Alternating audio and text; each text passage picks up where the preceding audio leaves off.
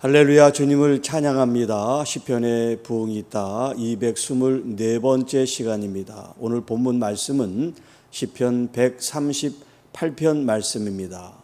오늘 이 본문은 표제로 다윗의 시라고 되어 있습니다.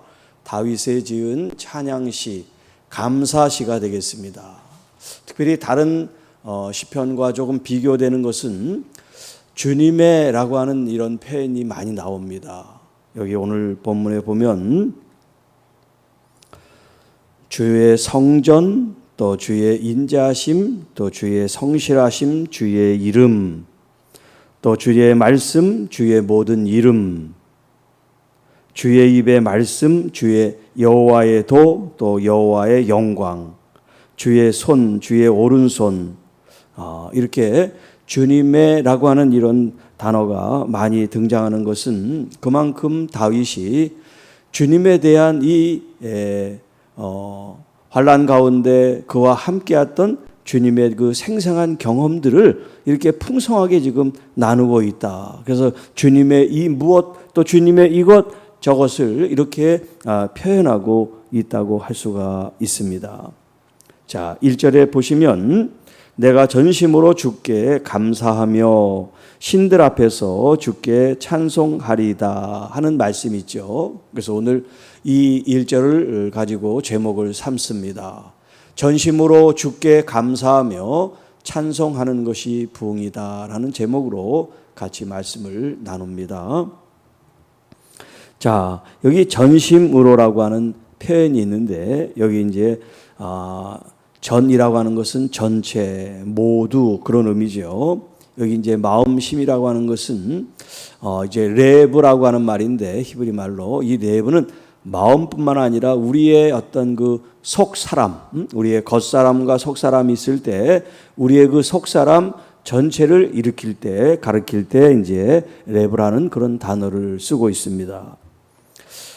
그러니까 전심으로 나의 속사람, 내 마음이 됐든 생각이 됐든 내 의지가 됐든 내 모든 것들을 가지고 그것을 가지고 주님을 이제 주님 앞에 감사하고 또 여러 신들 앞에서 주님을 찬송하겠습니다. 자, 이것은 다윗 그의 하나님께 감사와 찬송을 드리고자 하는 그의 신실한 의지라고 할 수 있고 또 그 마음의 표현이라고 할 수가 있겠죠. 자, 이 부분은 조금 이따 다시 말씀을 좀 드리도록 하고요. 2절 내가 주의 성전을 향하여 예배하며. 자, 다윗 하면 항상 우리가 이제 이 시편 속에서 깨닫게 되는 것이 뭐냐면 성전 지향적이다. 성전 지향적이다. 하나님의 그 성전을 사모하며 또 갈망하는 그런 마음들이 시편 여러 말씀 가운데 이제 우리가 찾아볼 수가 있겠는데요. 왜 다윗은 하나님의 성전을 이렇게 갈망하고 또 그 성전을 실제로 건축하기를 그렇게 원했을까요? 그가 무슨 성전을 건축해서 이름을 날리기 위해서 또 성전이라고 하는 그 어떤 특별한 하나님의 집에 대한 어떤 그 열망, 열정 때문일까요? 물론 그런 점도 없지 않아 있겠지만 더 중요한 것은 뭐냐면 성전이 하나님이 계신 곳이라고 하는 겁니다. 하나님이 계신 곳. 자, 사람도 자기의 거처가 있잖아요. 사람도. 그런데 자기는 왕으로서 어떤 그 왕궁, 아직 그렇게 솔로몬 시대처럼 큰 그런 제대로 된 왕궁은 아닐지라도 그 자신은 천막에서는 자지 않는단 말이에요. 그런데 하나님의 그 언약궤는 여전히 성막이라고 하는 거룩한 이름을 붙이긴 했지만 여전히 집이 아닌 텐트에서 하나님의 이 궤를 모시고 있다는 그것에 대해서 늘 마음의 안타까움을 갖고 죄송한 마음을 갖고 있는 거예요. 내가 어떻게 하나님을 이렇게 모실 수가 있나? 예를 들면 여러분은 좋은 집에서 살아요. 그런데 여러분의 부모는 학고방 같은데 다 쓰러져가는 그런 곳에 부모님이 계시다고 생각해 보세요. 내가 그런 집에 살지언정 내 부모님은 잘 모시고 싶은 게 이게 바른 자녀들의 마음이잖아요. 바로 이 다윗이 그런 마음을 갖고 있는 거예요. 하나님을 존중하고 또 하나님을 사랑하는 그 마음이 성전을 향하게 그의 마음을 움직였다라고 할 수가 있습니다. 그래서 내가 주의 성전을 향하여 예배하며 하나님께 경배와 영광과 존귀를 돌리기를 원합니다. 자, 이렇게 하나님은 어떤 분이시기 때문에 이렇게 예배하고 주님의 성전에 올라가서 찬양하기를 원하시나?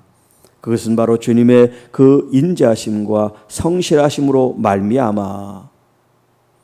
인자하심은 헤세드죠. 여기 성실하다는 것은 이제 에메트예요. 자, 하나님 자신이 우리를 향한 하나님의 그 마음과 그 뜻은 항상 무언가를 베푸시기를 원하시는 하나님의 그 사랑의 어떤 본질 또 속성, 하나님의 그 본성을 여기 헤세드라고 말을 합니다. 이스라엘 백성들과 언약을 맺으신 하나님께서 당연히 그들을 책임져 주시는데 그 책임이 하나님의 그 인자하심으로 풀어진다는 거예요.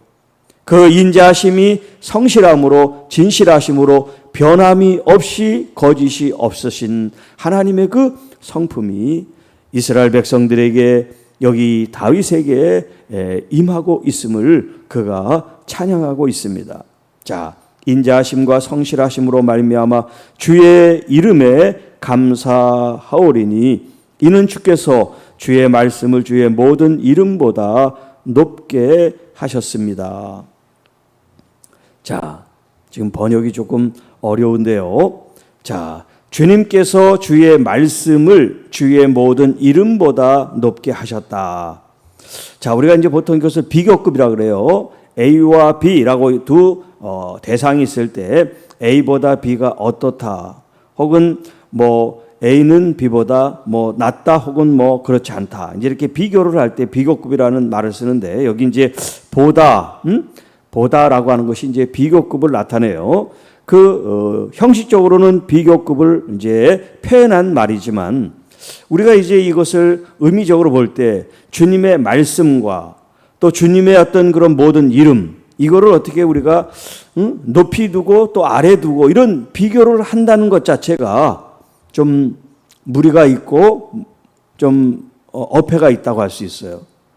우리가 주님의 어떤 것은 높고 주님의 어떤 것은 또 높지 않고 이렇게 얘기할 수가 없단 말이에요. 어떤 건 좋고 어떤 거는 좋지 않고 하나님의 것을 감히 우리가 딱 떼어내서 이거는 훌륭한 거고 이거는 그렇지 못한 거다고 이렇게 얘기할 수가 없단 말이에요. 그렇기 때문에 여기 이 보다라고 하는 이 비교급을 우리가 이제까지 생각하는 A, B를 비교하는 그런 의미로 생각하면 안 되고 여기 나와 있는 이 비교라고 하는 것은 이제 하나님의 모든 것들이 있지만 이 하나님의 말씀이 더 중요하고 또 이 다윗이 그 말씀을 통하여 용기를 얻고 은혜를 받고 있다는 그런 얘기예요. 또 하나 여기 이제 주의 모든 이름이라고 할 때 위에 주의 이름에 감사합니다라고 하는 주의 이름과 주의 모든 이름이라고 할 때 이 이름이 다른 의미로 우리가 해석할 수 있어요. 어떻게 했냐면 위에 주의 이름은 그야말로 주님의 그 거룩한 이름, 존귀한 그 이름, 그 이름은 그분의 인격이라 그랬죠. 그 여호와 하나님을 가리키는 주님의 이름이고 여기 이제 주의 모든 이름이라고 하는 이 이름은 주님을 그 인격적으로 대표하는 이름이 아니라 이건 명성. 예를 들어서 어떤 일에 대해서 소문이 나죠. 그걸 이제 명성, 이제 높이 올리는 걸 이제 명성이라고 하는데 이 소문, 이 명성, 들리는 이 이야기는 주님의 그 인격하고는 좀 다르죠. 이 개념을 좀 이해를 하셔야 돼. 예를 들어서 어떤 사람의 인품과 또 그 사람 됨됨이가 있는데 그 사람에 대한 소문과 명성이 있을 수 있잖아요. 그 명성이 이 사람의 인격과 일치하는 건 아니란 말이에요. 그러나 여기 주의 이름이라는 것은 그 여호와 하나님에 대한 그분의 그 자체이기 때문에 그거는 건질 수가 없죠. 그분의 말씀과 그분의 이름은 우리가 함부로 비교하거나 건질 수 없는 대상이잖아요. 그러나 여기 이제 주의 모든 이름이라 그럴 때 그분의 명성 혹은 소문, 여호와 하나님에 대한 들리는 이야기, 이런 들리는 이야기와 주님의 그 말씀과는 좀 다르잖아요.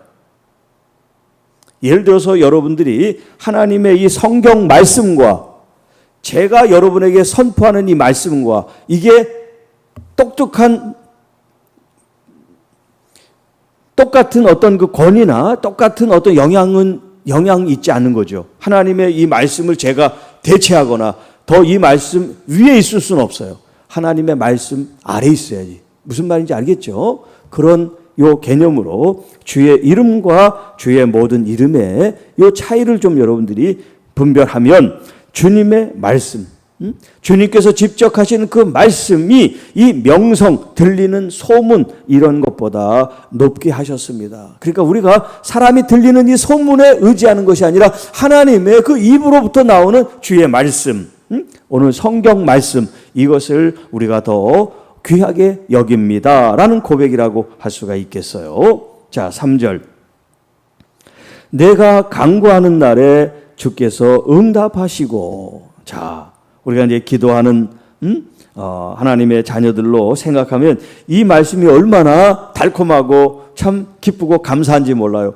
우리는 기도하고 하나님께 간구하면 하나님께서는 응답해 주십니다. 얼마나 이게 귀한 말씀이에요. 우리가 아무리 기도했는데 응답이 없어 보세요. 오늘 하나님께서 여러분의 모든 신음소리와 또 여러분이 하나님 앞에 간구하는 모든 것들을 하나님께서 항상 낱낱이 듣고 계시다.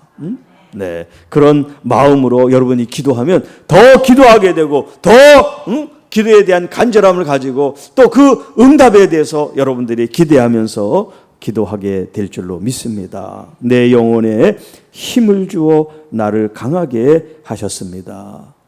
그러니까 여러분 이 환난, 뒤에 이제 7절에 환난이 나옵니다만 환난, 고통, 염려, 근심, 질병, 아픔, 상처, 하여튼 뭐 모든 우리에게 불행이라고 얘기하고 안 좋은 것이 있잖아요.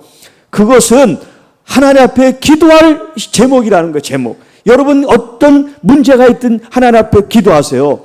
하나님께서 여러분 그걸 통해서 여기 내 영혼에 힘을 주시고 문제 사건인 나의 힘을 빼는 것 같아. 나를 짓누르는 것 같아. 내가 그래서 우울증에 더 걸리고 그래서 여러 가지 낭망하고 좌절하고 그렇게 힘없이 산단 말이에요. 그런데 우리가 그런 가운데서도 기도할 때 하나님께서 나에게 새로 독수리 날개 치는 힘을 주시듯이 우리에게 힘을 공급해 주셔서 나로 하여금 이 문제와 상처와 고통을 통해서 더 연단하신 후에 강하여 우리를 정금같이 쓰게 된다 하는 말씀을 또 실제로 다윗이 그런 삶을 우리에게 보여주고 있잖아요. 그러니까 여러분 어렵고 힘들 때 주저앉아만 있으면 안 돼요. 그럴수록 더 주님께 나오시기 바랍니다. 정말 아주 그냥 자기 생각대로 또 이렇게 잘 살던 또 누구나 존경하는 그런 사회적인 이렇게 지위에 있는 분인데 갑자기 어느 한순간에 마음이 확 다 그냥 무너져가지고 삶의 의욕을 잃고 아무것도 못하는 그런 일이 이제 여러분 있을 때 옆에서 예배를 해주고 조언을 해주고 기도를 해주고 도와줘도 그 마음이 그걸 받아들이지 못하고 기도도 안 되고 하여튼 그런 상황 속에 놓일 때가 있단 말이에요. 그러니까 여러분 평소에 주님과 여러분이 더 가까운 어떤 그런 친밀함을 여러분 누리시기를 바랍니다. 아까 이제 속 사람을 얘기했지만 여러분의 이 의지 혹은 생각으로는 잘 안 될지라도 여러분의 영이 여러분의 그 속 사람이 주님을 갈망할 수 있는 그런 마음 중심이 여러분들에게 있어져야 되는 거예요. 내 영혼이 주님을 바라볼 수 있도록.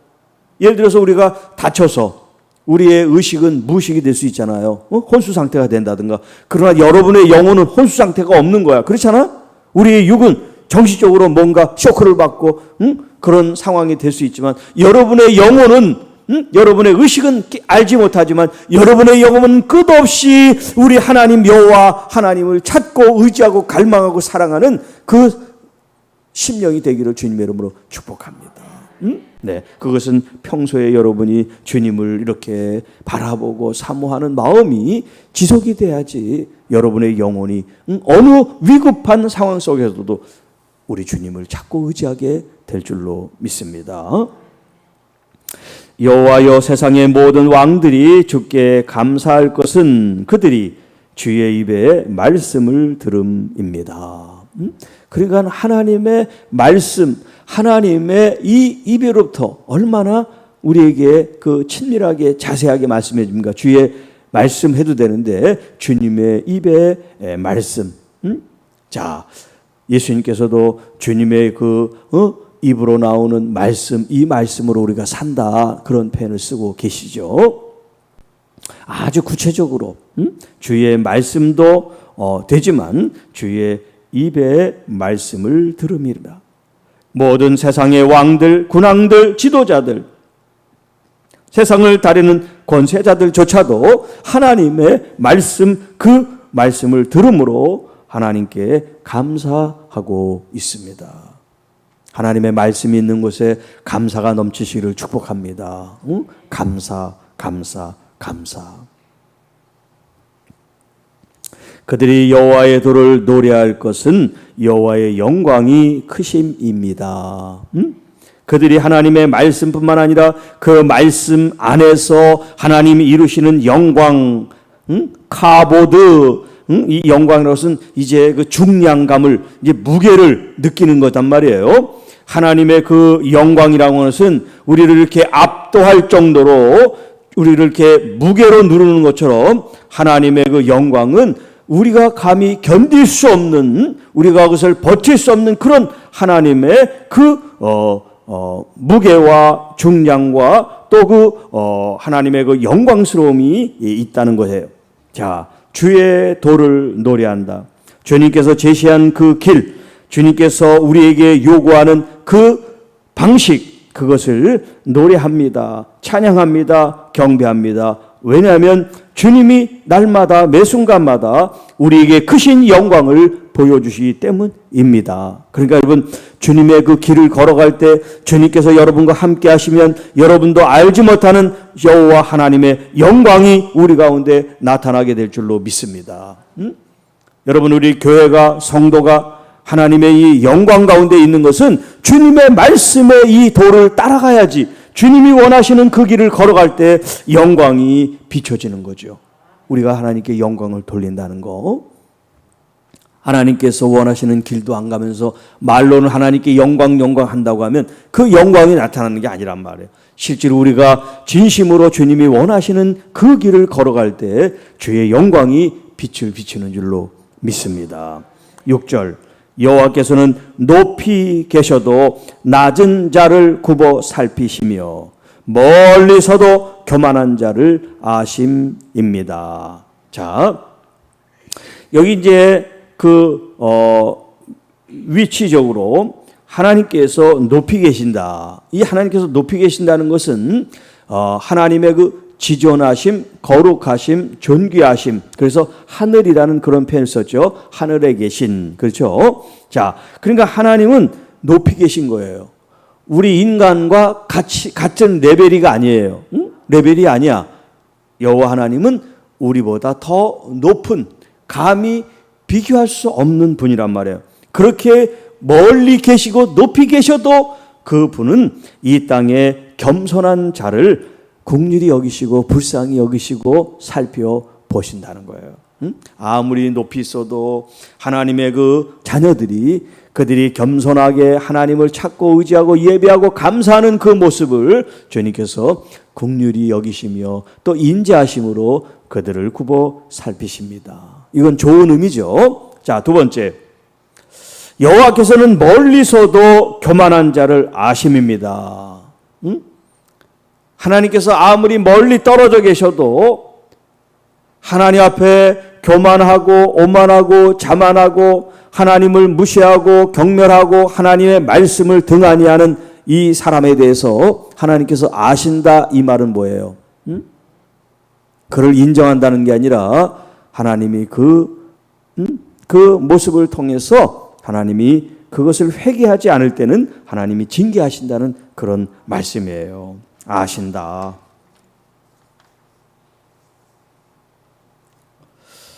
자, 시편 이제 우리 내일 말씀인데 다음 주죠. 다음 주 월요일 날 139편의 2절부터 4절에 이렇게 말씀하세요. 주께서 내가 앉고 일어섬을 아시고 또 멀리서도 나의 생각을 밝히 아시오며, 아신다는 말이 계속 나오죠. 나의 모든 길과 내가 눕는 것을 살펴보셨으므로 나의 모든 행위를 익히 아시오니 여호와여 내 혀의 말을 알지 못하시는 것이 하나도 없으십니다.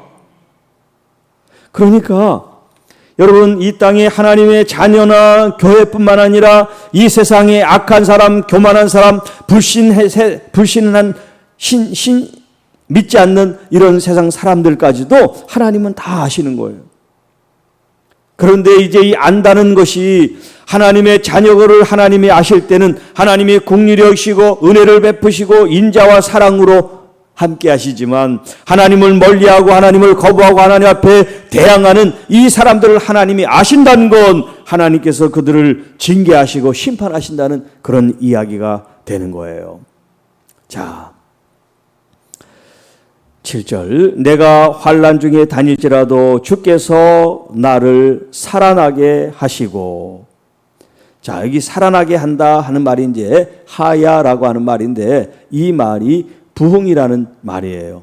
또 이제 소생한다 하는 그런 표현도 쓰고 있습니다. 자, 환난 중에 주께서 나를 살아나게 하셨다는 것은, 이제 이 살아난다는 것은 죽었다는 걸 얘기한 거예요. 죽어야 살아나는 거예요. 산 걸 살아났다고 얘기하는 것이 아니라 죽어야 되는 거야. 그러니까 이것이 꼭 뭐 육신적으로 숨이 끊어져서 다시 살았다는 그런 개념이 아니라, 우리가 죽은 것 같은 그런 삶이 있잖아요. 희망과 이런 어떤 소망을 전혀 찾아볼 수 없는 아주 깊은 좌절과 절망, 이런 속에서 한 줄 빛을 보지 못하는 이런 상태. 그러나 이런 환난, 고통, 이런 좌절, 절망 속에서 여호와 하나님께서는 우리를 다시 생명이 약동하고 이 심장이 뛰도록 우리를 살아나게 하십니다. 여러분, 바로 이 다윗이 그런 경우를 많이 당했단 말이에요. 주의 손을 펴사 내 원수들의 분노를 막으시며 주의 오른손이 나를 구원하셨습니다. 또 어떤 상황에서도 주님의 이 오른손이 나를 구원하실 줄 내가 믿습니다. 근데 여기 구원한다는 것은 우리가 죄에서, 어둠에서 구원받아 생명, 영생을 얻은 이것도 구원이지만, 우리의 일상 가운데 위급한 환경, 또 우리의 어떤 삶이 우리에게 짓누르고 있는 어떤 그런 이 심리적인 그런 압박감, 우울감, 이런 속에서도 우리를 하나님이 회복시키는 것을 구원이라는 표현을 쓰고요. 또 우리 육신이 병들고 아팠을 때 주님이 우리 몸을 치료하시고 회복시키는 것, 그것 또한 구원한다, 그런 표현을 쓰고 있어요. 그러니까 여호와의 오른손이 나를 구원하신다는 거 뭐예요? 이 오른손은 주님의 능력, 파워를 상징한단 말이에요. 주님께서 권능의 손으로 이 세상을 창조하신 여호와의 그 전지전능하심이 그 오른손으로 펴시게 되는데, 이 오른손이 나를 구원하신대요. 얼마나 든든합니까? 이 세상의 돈, 권력, 어떤 힘이 우리를 돕는다 할지라도 여호와 하나님의 이 오른손과 비교할 수 있겠어요? 주님의 오른손이 있어요. 여기에 우리가 원하는 물질이 있어요. 또 어떤 권세가 있어요. 이 둘 중에 어떤 것을 선택하겠느냐 그러면 누가 여호와의 손을 선택하지 않겠어요. 그러나 믿지 않는 사람은, 믿어도 제대로 믿지 않는 사람은 이걸 선택해. 돈을 선택하고 권세를 선택하고 세상의 방법과 길을 선택한단 말이에요. 그게 지금은 효과가 있는 것 같아요. 돈이 지금 작동되고 있고 어떤 능력과 권세가 작동되니까 그게 정답같이 보이죠. 그러나 지금 잠깐은 효과가 있는지 모르지만 여호와의 이 오른손에 비교할 수 없는 거예요.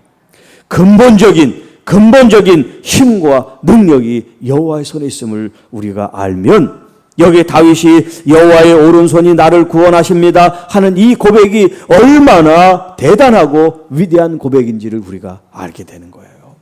여러분 삶 속에 여호와의 이 오른손이 여러분과 함께 하시기를 축복합니다. 그리고 아픔과 상처와 환난과 고통이 있을 때 여호와의 그 의로운 오른손이 여러분을 붙들고 계시고 여러분을 지켜주시고 여러분을 이끌어 주시기를 주님의 이름으로 축복합니다. 자, 이제 8절입니다. 여호와께서 나를 위하여 보상해 주시리이다. 여호와여, 주의 인자심이 영원하오니 주의 손으로 지으신 것을 버리지 마옵소서. 자, 여호와께서 나를 위하여 보상해 주신다.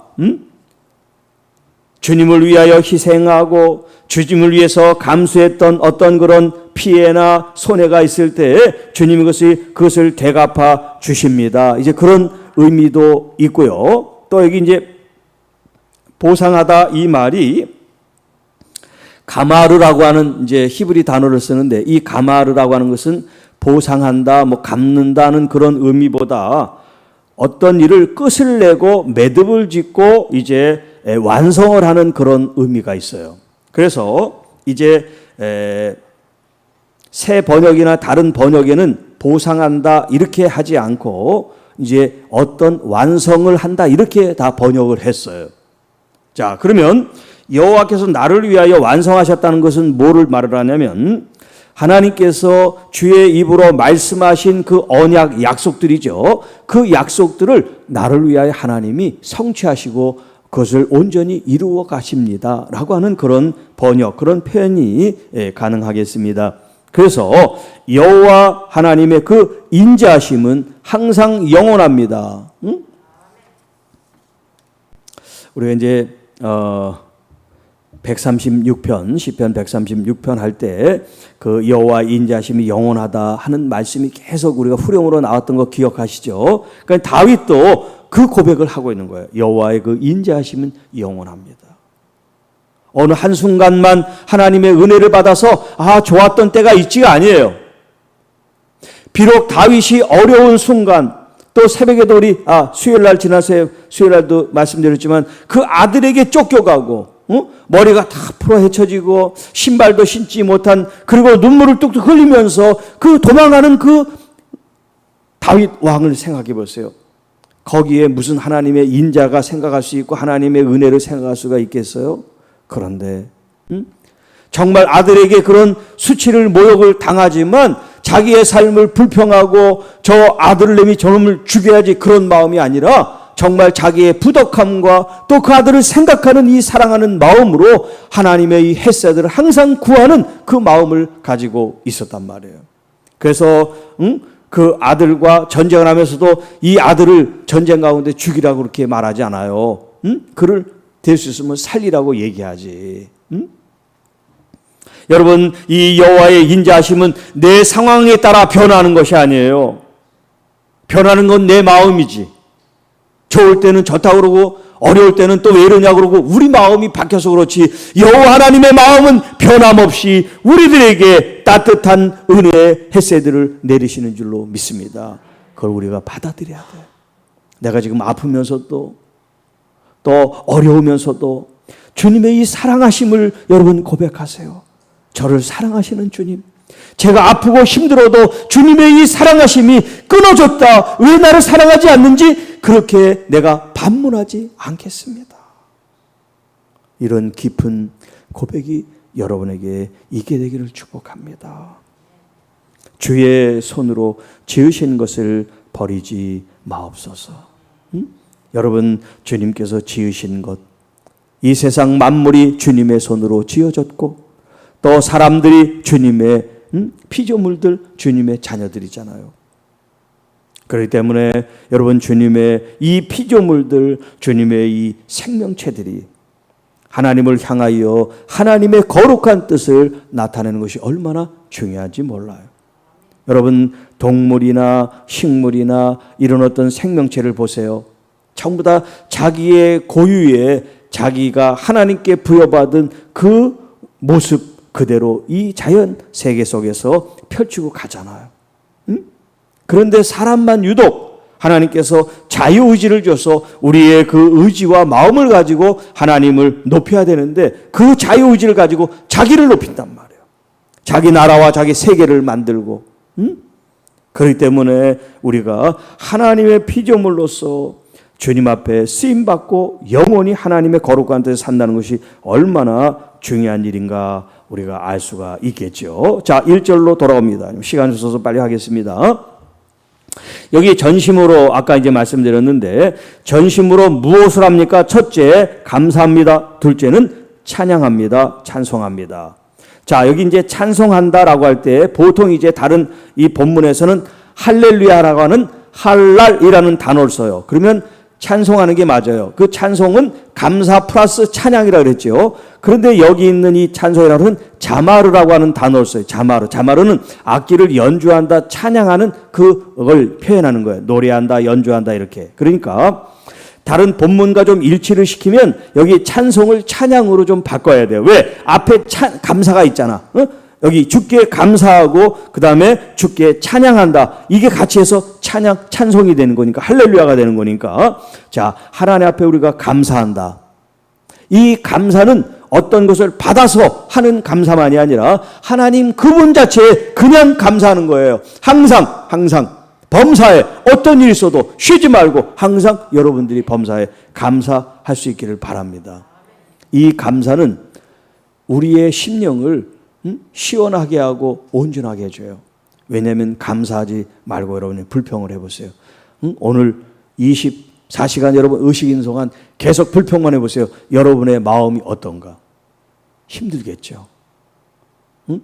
고마운 것도 고마운 걸로 느끼지 않고 남편이나 자녀나 내게 주어진 일들을 감사하는 게 없이 계속해서 잘 되는데도 다른 사람과 비교해서 이게 뭐야? 그렇게 생각하면 불평이 나오잖아요. 그 사람은 자기 스스로를 죽이는 거예요.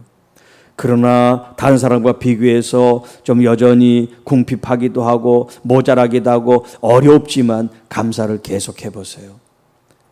여러분은 비교의 대상이 될 수 없는 하나님의 은혜를 입는 사람이 될 수가 있습니다.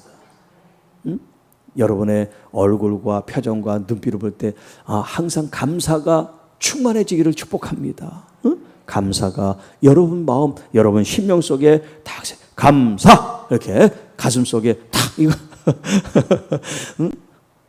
탁 열면 감사가 탁 나와야 돼. 항상 감사가 여러분 마음 속에 넘치고 이 감사는 뭘로 이어집니까? 하나님을 찬양하고 영광을 돌리는 거란 말이에요. 그러니까 잘 돼서 하나님을 찬양하는 사람이 있고 지금 잘 안 되지만 찬양하는 사람이 있는데 하나님은 누구를 더 귀하게 여길까요? 아직 이루어지지 않았지만 이루어진 걸 믿고 감사하는 그 영혼, 하나님을 찬양하는 영혼을 더 귀하게 여기실 줄 믿습니다. 왜? 예수님께서 그랬잖아요. 보지 못하고 믿는 믿음이 복되다. 도마라고 하는 사람은 예수님께서 부활하셨는지를 만지고 확인하고 알아야 되겠다고 그랬단 말이야. 그러나 보지 않고 믿는 믿음이 복되다. 오늘 여러분 아직 이루어지지 않았습니까? 이루어질 겁니다. 이루어질 것에 대한 믿음을 가지시기를 바랍니다. 자, 그래서 시편 111편 1절에 할렐루야 내가 정직한 자들의 모임과 회중 가운데서도 전심으로 여호와께 감사합니다. 또 시편 86편 12절에는 주 나의 하나님이여 내가 전심으로 주를 찬송하고 영원히 주의 이름에 영광을 돌리리니. 자, 하나님 앞에 감사하는 것도 그렇고 또 하나님을 찬양하고 영광 돌리는 것도 그렇고 뭘 우리에게 말씀합니까? 전심으로 온 마음을 다해서 내 영혼아 여호와를 찬양하라. 내 영혼아 여호와께 감사하라. 내 영혼아 여호와를 즐거워하고 기뻐해라. 여러분의 모든 것이 주님을 향해 가 있기를 축복합니다. 이렇게 전심으로 감사하는 사람은 틈이 없어요. 마귀가 공격할 틈을 찾지 못하는 거. 왜? 모든 것을 감사하는데 남들은 불행이라고 생각해, 남들은 고통이라고 생각해, 남들은 환난이라고 생각해. 그리고 괴로워하는데도 불구하고 아니 이 사람은 감사해, 아니 이 사람은 하나님을 찬양해. 그러니 사탄이 우리에게 틈이 없어 공격할 수가 없는 거예요. 여러분, 교회가 이렇게 감사로 또 찬양으로 똘똘 뭉치면 하나님께서 우리에게 참 부흥을 허락해 주실 줄 믿습니다. 모두가 진정으로 감사하는 그런 믿음의 고백으로 오늘 하루도 여러분 씩씩하고 밝게 살아가시기를 축복합니다. 어떤 어려운 일이 갑자기 그런 소식이 들린다 해도 하나님 감사합니다. 악이 선으로 바뀔 줄 믿습니다. 쓴물이 단물로 바뀔 줄 믿습니다. 여호와 하나님의 그 십자가의 능력과 은혜를 통해서 아니 그리하니 하실지라도 주님을 찬양하고 감사하는 이 일은 내 영혼이 멈추지 않겠습니다. 왜? 내 생명은 주님이 영원히 구원해 주시니까요. 이 땅에서 내가 부귀영화를 누리지 않을지라도 내 영혼은 하나님 앞에 가 있게 될 줄 믿습니다 하는 이 귀한 고백을 가지고 여러분들이 오늘도 승리하는 삶을 살기를 주님의 이름으로 축복합니다. 주 하나님 아버지 감사합니다. 오늘 이 시편 138편 특별히 다윗의 고백과 찬양과 감사의 이 시를 통해서 우리에게 도전을 주시고 또 우리가 더 다윗의 영성, 다윗의 믿음, 다윗의 신앙 고백이 우리의 나의 고백과 또 나의 신앙의 모습이 돼서 여호와 하나님을 더욱 영화롭게 영광과 존귀를 돌리게 하시고 우리에게 주어진 이 삶에 주님께 얼마나 깊이 더 바르게 감사하며 찬송과 찬양과 영광과 존귀를 돌릴 수 있는 그런 삶으로 저희들이 더욱 정진하고 또 더 몰입하고 더 성장 성숙해 갈 수 있도록 성령 하나님 저희들을 인도해 주시고 이끌어 주시옵소서. 그래서 우리 삶에 진심으로 부흥이 일어나고 우리 교회와 한국교회가 온 세상의 교회들과 또 하나님의 사역이 진심으로 하늘문이 열리는 놀라운 주의 경륜과 역사와 섭리와 또 전능하신 능력이 나타나게 하옵소서. 주님, 오늘 하루도 누구를 만나든 어떤 일을 하든 우리와 함께 하시는 주님을 찬양합니다. 이 코로나 바이러스가 주님 끊어지지 않았을지라도 우리는 이제 하나님 안에서 자유함을 얻고 또 정말 주님 안에서 주시는 이 은혜를 감사하며 누리는 하나님의 귀한 자녀들이 되게 하여 주옵소서. 우리 사랑하는 가족들 또 손에 수고하는 모든 일터 위에 오늘도 주님 함께 동행하여 주옵소서. 사탄 마귀 한 길로 왔다 7길로 떠나가게 하시고 우리의 모든 질병으로부터 치유와 회복이 일어나는 은혜를 부어 주옵소서. 오늘도 우리 주님의 이름을 마음껏 찬양하고 감사하고 영광을 돌리는 귀한 삶이 될 줄 믿사옵고 우리 구주 예수님의 이름으로 감사하며 축복하며 기도하옵나이다. 아멘.